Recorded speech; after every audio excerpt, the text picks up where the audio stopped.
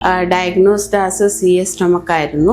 എറണാകുളം സൈഡിൽ 2-3 ഹോസ്പിറ്റലിലൊക്കെ കാണിച്ചിരുന്നു. ഹീമോഗ്ലോബിൻ ഡ്രോപ്പ് ആവുന്നു, 2 യൂണിറ്റ് ബ്ലഡ് കൊടുക്കും, പിന്നീട് വീട്ടിൽ പോകും, പിന്നെ തിരിച്ചു വരും. ഇത് തന്നെ കണ്ടിന്യൂസ് പ്രോസസ്സായി.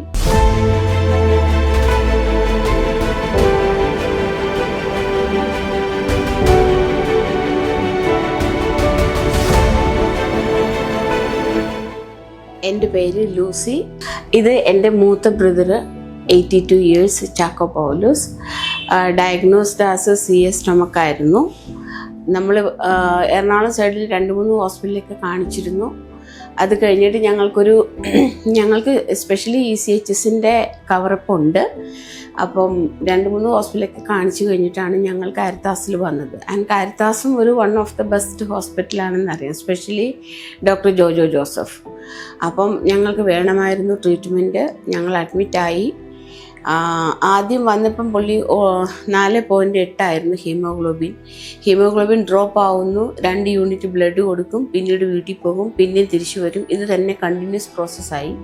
പിന്നീട് നല്ല ഭംഗിയായിട്ട് ഞങ്ങളെ കൺവിൻസ് ചെയ്യിപ്പിച്ചു doctor Jojo Joseph and doctor Thomas Babu. നന്നായിട്ട് അവർ കൺവിൻസ് ചെയ്തു.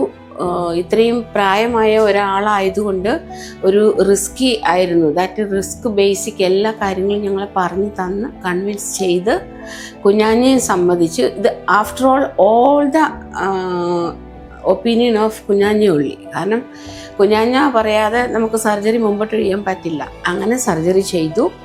7th സർജറി ചെയ്തു. ടോട്ടൽ ഗ്യാസ്ട്രക്ടമി ആയിരുന്നു. സർജറി സക്സസ് ആയിരുന്നു. 2 ദിവസം ICUയിൽ കിടന്നു. ICUയിൽ നിന്ന് റൂമിലേക്ക് മാറ്റി. ഇവിടെ ഇപ്പോൾ വന്നു. ഞങ്ങൾക്കിന്ന് ഡിസ്ചാർജായി. വളരെ സന്തോഷമുണ്ട്, ഒത്തിരി നന്ദിയുണ്ട്.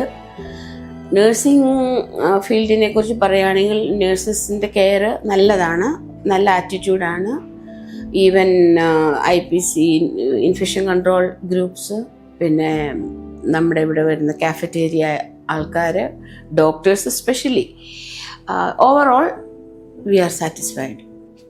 നല്ല സർവീസ് ആയിരുന്നു. ഒത്തിരി എഫേർട്സ് എടുത്തവർ സ്റ്റാഫ് ബ്യൂട്ടിഫുൾ.